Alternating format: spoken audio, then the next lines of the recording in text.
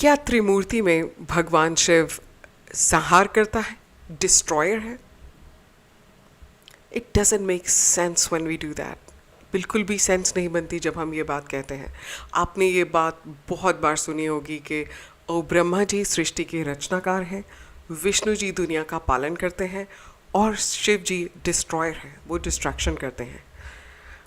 ये सच नहीं है. ये वेस्टर्न आइडियोलॉजी की कहानी है जो हमारे त्रिमूर्ति के ऊपर थोपी गई है.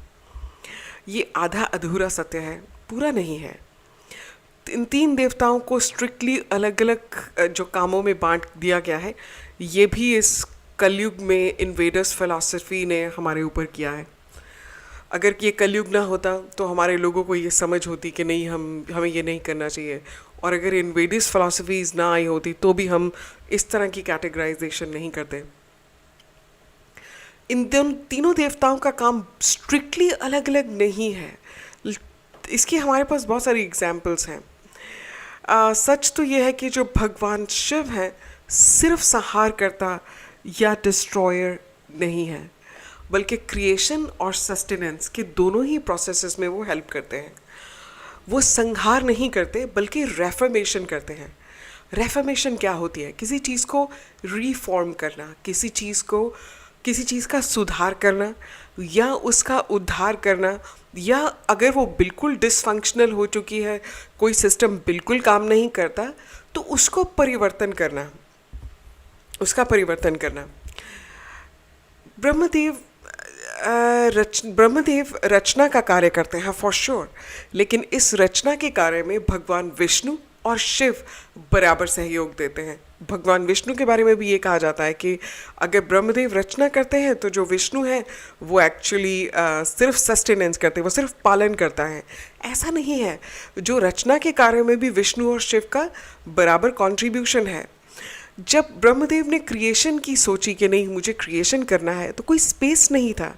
जो सबसे पहले स्पेस ऑफर किया था कि नहीं, I will create a space for you, ताकि आपकी जहाँ रचना रह सके, वो एक्चुअली भगवान विष्णु ने दिया था. जितने भी लोक हैं, जितने भी डायमेंशंस हैं, ये सारे के सारे भगवान विष्णु ने क्रिएट किए थे. बल्कि इनको भगवान विष्णु की बॉडी कहा जाता है. उन्होंने कहा था कि जितने भी आप लोग क्रिएट करना चाहते हो आप मेरी बॉडी में करें, मैं अपनी बॉडी को एक्सपैंड करूँगा और उससे अलग अलग लोकों का निर्माण होगा. तो एक मत ये है कि जितना भी सब कुछ दिखाई देता है, you are already inside the body of Vishnu. आप ऑलरेडी भगवान विष्णु की बॉडी में रहते हैं. तो फिर आप भगवान विष्णु को क्रिएटर क्यों नहीं कह सकते? उन्होंने भी तो कुछ क्रिएट किया है. अच्छा, इसके अलावा वो कॉस्मोस को प्रोटेक्ट करने के लिए वचनबद्ध हैं, तो उन्हें सस्टेनर भी कहा जाता है कि ठीक है, वो पालन करता भी हैं. सो इसका अर्थ ये हुआ कि अगर ब्रह्मा जी रचना करता है तो विष्णु जी रचना करता भी हैं और साथ में प्रोटेक्टर भी हैं, सस्टेनेंस भी करते हैं.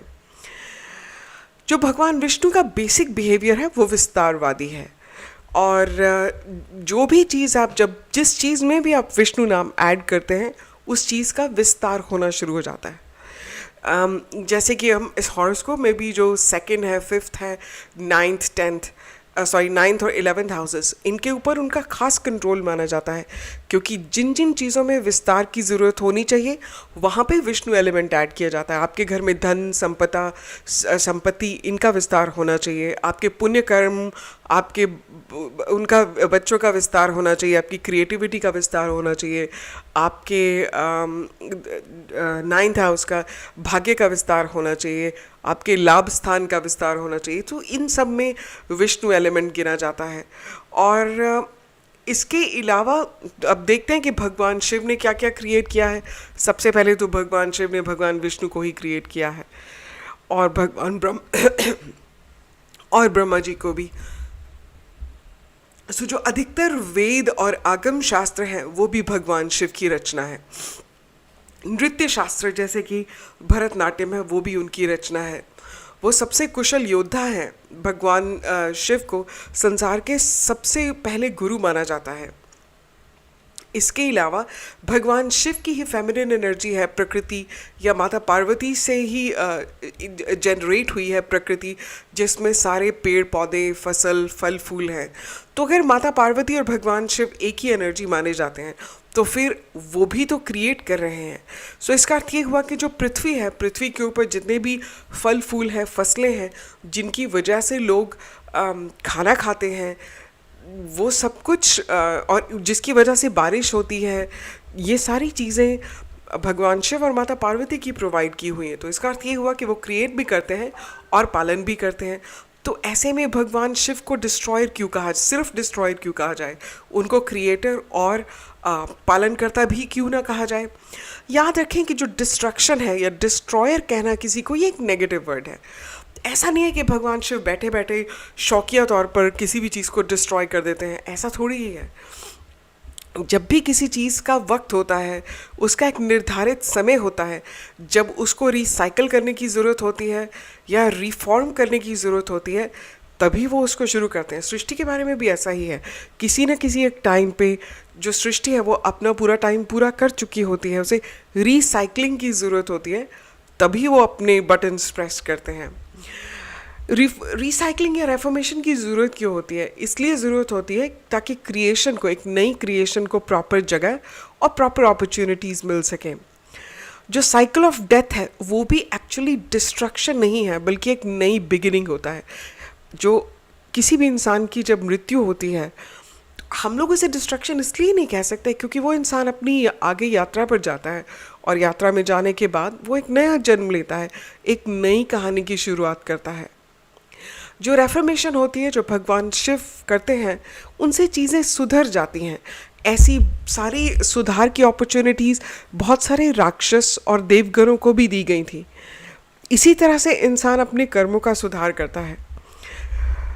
और अब ये होता है, अब सवाल ये खड़ा होता है कि अगर ब्रह्मा जी क्रिएट करते हैं, जो विष्णु जी है वो क्रिएट भी करते हैं और पालन करता भी है, लेकिन शिव है वो तीनों काम करते हैं, वो क्रिएट भी करते हैं, वो सस्टेन भी करते हैं और इसके अलावा वो आपकी रिसाइकलिंग भी करते हैं, सो रेफॉर्मेशन भी करते हैं। तो फिर सवाल ये खड़ा होता है कि इन तीनों की भूमिका को बताने में हमारे समाज ने इतनी बड़ी गलती कैसे की? हमने ये कॉन्सेप्ट कहाँ से ले लिया कि ये क्रिएटर है, ये सस्टेनेंस है, सस्टेनिंग है और ये डिस्ट्रॉइंग है?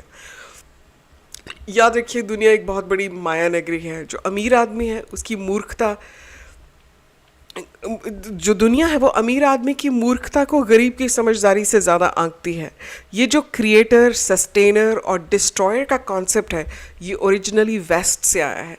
जब इन्वेडर्स आते हैं तो अपनी फ़िलासफ़ीज़ लेकर आते हैं, साथ में फ़िलासफ़ी लेकर आते हैं, वो आपकी धन संपदा भी रख लेते हैं, वो अमीर बन जाते हैं और जो देश का इंसान है वो गरीब होता है। तो उसकी कहानी बेचारी इतनी बिकती नहीं है, जबकि इन्वेडर्स की एक पुअर थ्योरी भी बिक जाती है।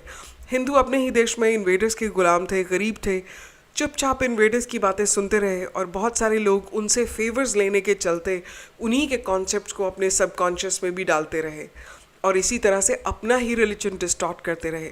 इसलिए याद रखें कि ब्रह्मदेव क्रिएटर हैं, वो रचनाकार हैं, विष्णु क्रिएटर और सस्टेनर दोनों हैं।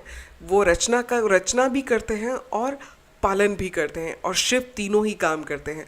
वो क्रिएशन में भी हेल्प करते हैं, वो पालन में भी हेल्प करते हैं और वो रिफॉर्म में भी हेल्प करते हैं, रीसाइक्लिंग में भी हेल्प करते हैं। वो कोई माइंडलेस डिस्ट्रॉयर नहीं है।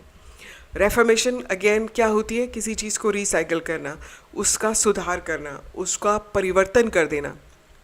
गॉड कभी डिस्ट्रॉयर नहीं होता। वो माइंडलेस डिस्ट्रक्शन करे तो वो भगवान ही कैसा हुआ। उम्मीद है आपको ये कॉन्सेप्ट समझ में आया होगा और ये भी ज्ञात हुआ होगा कि हमें ऐसे ही फॉरेन कॉन्सेप्ट्स को ज़बरदस्ती अपने देवताओं के ऊपर फिट नहीं करना चाहिए। हम लोग एक अलग तरह की फ़िलासफ़ी को प्रैक्टिस करते हैं।